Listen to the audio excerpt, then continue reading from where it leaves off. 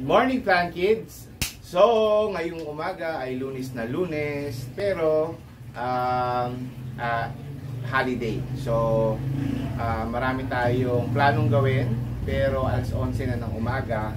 Pero hopefully, matapos pa rin natin yung mga gusto natin gawin. Yung mga napat natin kahapon or kagabi, aayusin na lang natin mamaya sa taas pag may time pa tayo. Pero dito, ang plano ko lang talaga muna is yung mga puno.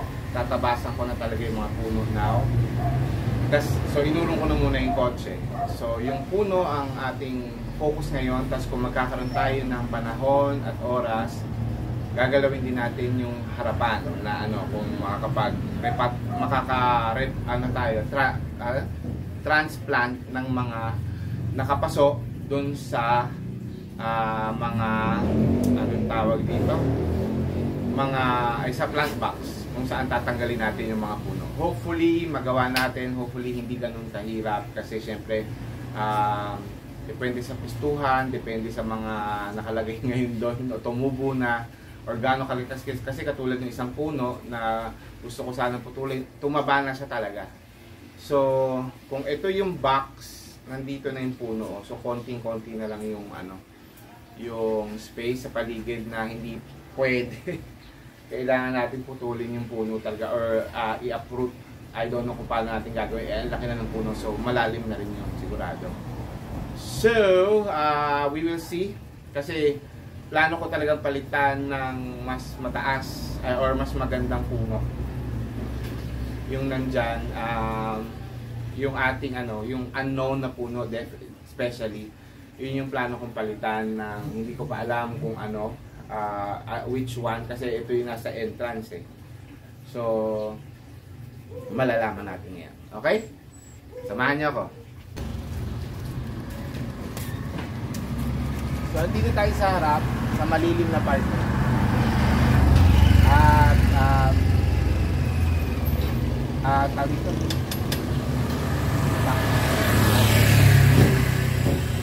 kailangan natin lagarin. Magpuputol na tayo ng puno.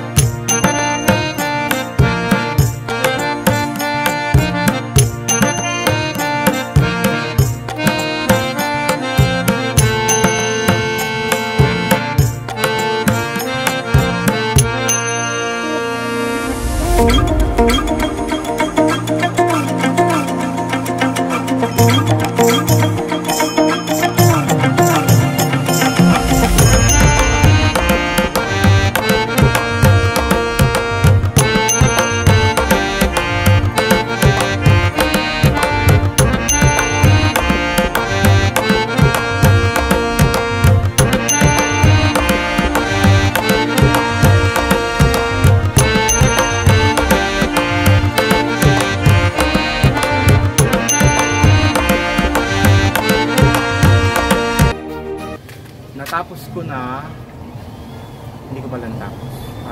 Marami na tayong naputol sa sanga. Sa dito sa punong ito. Isang sanga na lang kasi natatakot na ako bumagsak sa mga sakilid. Ito naman,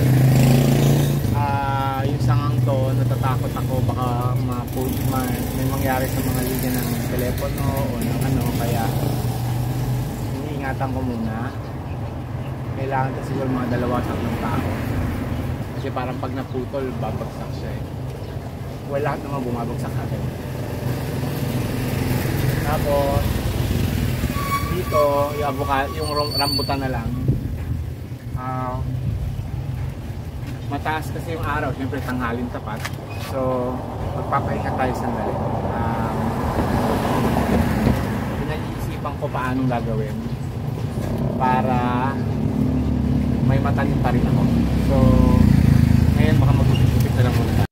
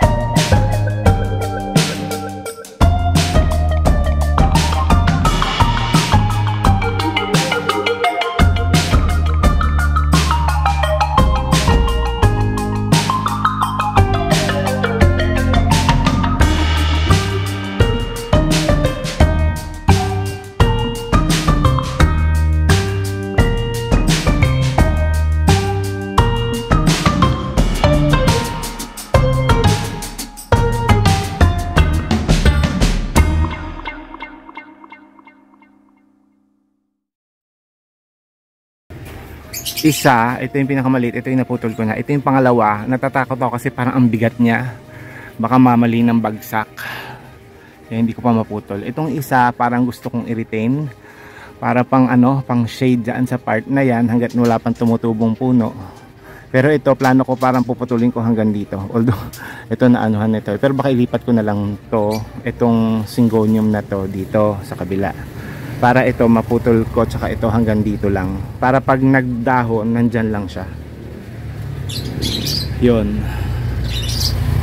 Tapos, dito may nakita akong butas ng bahay ng daga.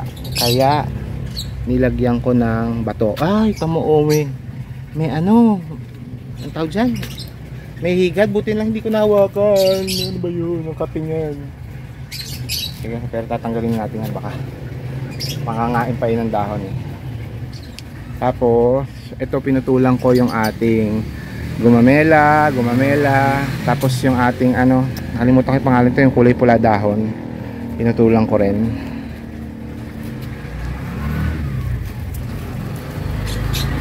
Tapos ito tinrim ko na rin to.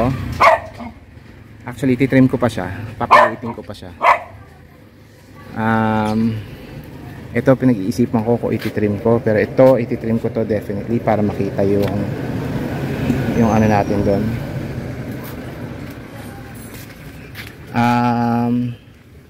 Alam ko may hinahanap akong halaman dito, hindi ko alam kung saan nilagay. Pero ayan pa siya. Ito diyan na naman, nagbahay na naman yung daga. So ang daming na naman basura. So kailangan nating alisin talaga lahat yan at linisin para din nga yung dalawang trees doon maitanim ko na ng diretso sa lupa dyan sa parte na yan, kasi nandyan na yung lansones and mangosteen. Okay. So, dito naman, ito naman ang view. Ayan o, alam mo, lumiwanag na. So, at least may konting shade, pero hindi full sun. Hindi katulad ng super dilim na. Hindi naman super, pero medyo madilim na. Kaya, yan. Yung puno na lang ng rambutan ang puputulan natin. At pagpaplanuhan natin kung paano. Ito, okay pa to. Siguro ito nga sinabi ko sa inyo, itong isang branch na ito na pagpapunta dito ang baka i-retain ko. Kasi yun nga, pang ano, imbis na magnet ako, yun ang aking pinaka-shade. Yung puno ng rambutan ang babawasan ko kasi gusto kong magtanim na may lumaking ibang puno na lang doon, yung magbe-bear fruit instead ng yan, hindi naman siya nagbe-bear fruit. Etong isang to, yan. Yan, sige pa. Yan. Ayan, yung malalaking dahon na yan, avocado yan. Kaya hinayaan ko siyang tumaas naman. Kasi dito nang galing yung puno ng kapitbahay namin. Yung isang buto, tinanim ko dyan. Ayan na, so anak siya. Mag-ina sila ng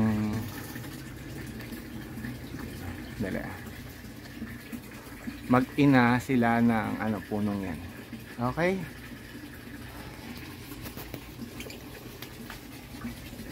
So, papahinga muna tayo, ang init kasi. Maya ulit, okay?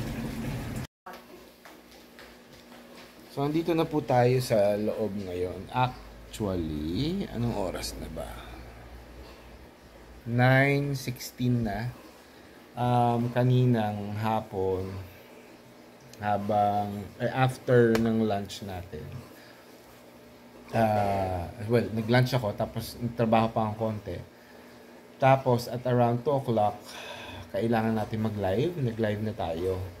So natapos tayo ng 4. Habang nagla-live tayo, nagtrabaho tayo dun sa loob, kasi nga sobrang init. So ang natrabaho naman natin is napalitan natin ng tubig yung mga aquarium ng betta fish. So 4 yun. So nilinis natin yun. Tapos lahat ng tubig, tsaka yung filter nung pond, naayos ko na, nilinis ko at inayos ko na. So lahat nung dumi noon ay naipangdilig naman natin sa mga talagang sobrang tuyo na.